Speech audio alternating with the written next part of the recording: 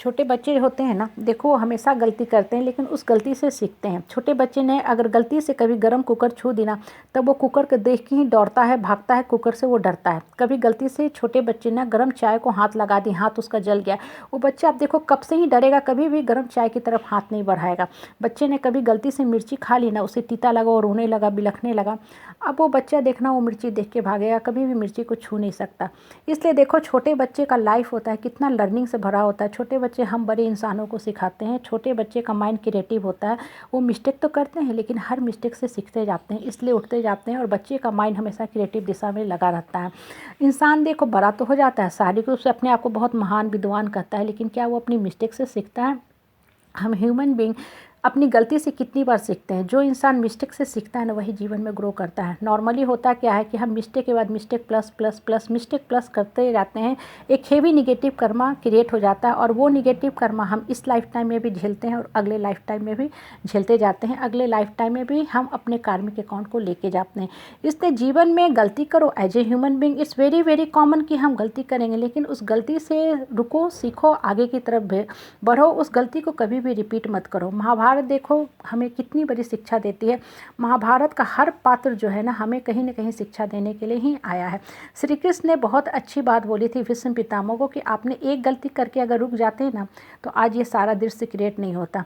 धृतराष्ट्र का अपने पुत्र दुर्योधन के प्रति अंधा प्यार था, ब्लाइंड प्यार था, और उनके उसी ब्लाइंड प्यार का कारण हुआ कि उसको अपने 100 पुत्रों की कुर्बानी देनी पड़ी युद्ध भूमि में। आप देखो जो भी प्राचीन धर्म ग्रंथ है ना, हमें किसी न किसी फॉर्म में शिक्षा देने के लिए आए हैं। रावण, दुशासन, दुर्योधन, जयद्रथ, जरासंध, कंस, इन सब की एक चीज़ें कॉमन थी, ये लोग मिस्टेक के बाद मिस्टेक प्लस प्लस करते गए और अंत में अपने साम्राज्य को खो दिए।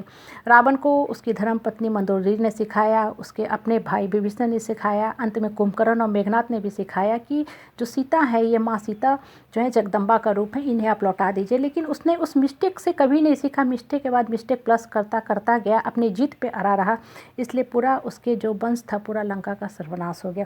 इसलिए जीवन में हमेशा लर्निंग के फेज में रहो। मिस्टेक करना एक बहुत नॉर्मल बात है, लेकिन उस मिस्टेक को रिपीट मत करो। जो पास्ट में मिस्टेक किए हो उसको प्रेजेंट में कभी हावी होने मत दो, नहीं तो आपका जो निगेटिव कर्मा का है एक हेवी बैगेज क्रिएट हो जाएगा और इस जन्म के साथ साथ आपका अगला लाइफ टाइम भी ख़राब होता जाएगा। छोटे बच्चे से सीखा करो, बच्चे कितने क्रिएटिव होते हैं, जीवन में हर फेज पे वो सीखते जाते हैं। बच्चा देखो मैथ्स बनाता है, साइंस का प्रॉब्लम सॉल्व करता है, केमिस्ट्री के इक्वेशन लिखता है, वो हर गलती के बाद सीखता है। अगर बच्चा एक ही मिस्टेक अगेन करता रहे ना, तो बच्चे का विकास कभी नहीं होगा। जितना ज़्यादा गलती करेगा उतना ज़्यादा वो सीखेगा, वो आगे की तरफ बढ़ेगा।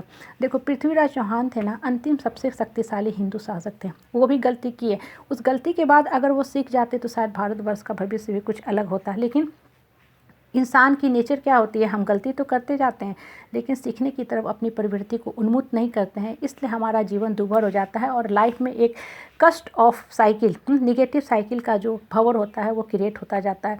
इसलिए लाइफ को हमेशा ऊपर की तरफ बढ़ा के रखो, गलती करो लेकिन उस गलती से हमेशा सीखने की कोशिश करो। श्री कृष्ण ने जो गीता में बात कही है ना, वो एक एक बात सोने के बराबर है। वो सिर्फ और सिर्फ हमें आगे बढ़ाने के लिए है कि आप ये सब जो गलती ये लोग किए हैं ना, उस गलती से सीखो, उस पात्र से सीखो और अपने जीवन को आगे की तरफ बढ़ाते जाओ। सम्राट अशोक ने भी देखो गलती की कलिंग युद्ध में, लेकिन उसके बाद उनके जो हृदय का उत्परिवर्तन हुआ, म्यूटेशन हुआ, आत्म परिवर्तन हुआ, उन्होंने बौद्ध धर्म को अपना लिया और अपना जो रेस्ट ऑफ द लाइफ था वो जन कल्याण में लगाया, बहुत अच्छे अच्छे कर्म करते गए, उससे उनका नेक्स्ट लाइफ टाइम भी अच्छा हुआ। अब देखो ये सारी बातें जो होती हैं ना, हमें किस चीज़ की तरफ इंगित करती है? ये बातें हमें बताती है कि जीवन में आपने लाइफ में बहुत से गलती किए हैं या मिस्टेक किए हैं, एक क्षण के लिए रुको, लाइफ को एनालिसिस करो, रिव्यू करो और उस मिस्टेक को अपने वर्तमान में हावी मत होने दो, उसको एक करेक्शन करो और आगे की तरफ बढ़ते जाओ। ऊपर वाला हमें धरती पे एक काम करने के लिए भेजा है। बच्चे जब एग्ज़ाम देते हैं ना, तो उनका जो 3 आवर का टाइम होता है, उसके अलावा कभी टीचर उसको 15 मिनट 20 मिनट का एक्स्ट्रा टाइम देती है कि तुम जो कॉपी में गलती की हो उसको रिवाइज करो ताकि नंबर और अच्छे आ सके। उस समय को वेस्ट करने के लिए नहीं देती है। ऊपर वाला भी हमें धरती पे एक समय लेके भेजता है, 80 साल, 70 साल, 75 साल, 85 साल, उसके अलावा कुछ टाइम हमें एक्स्ट्रा भी दे देता है, 4 साल 5 साल एक्स्ट्रा। अब इस समय आप बैठ के एनालिसिस करो, रिव्यू करो कि पूरे जो आपने लाइफ साइकिल था 70, 75, 80 साल का, क्या क्या गलती किया, और हो सके तो उस मिस्टेक को दूर करने की कोशिश करो ताकि नेक्स्ट लाइफ टाइम में जब भी आप धरती पे आओ तो एक अच्छा सा जीवन जियो। इसलिए हमेशा अपनी मिस्टेक से सीखो, लाइफ को मीनिंगफुल बनाओ, पॉजिटिव दिशा में जीवन को लेके चलो।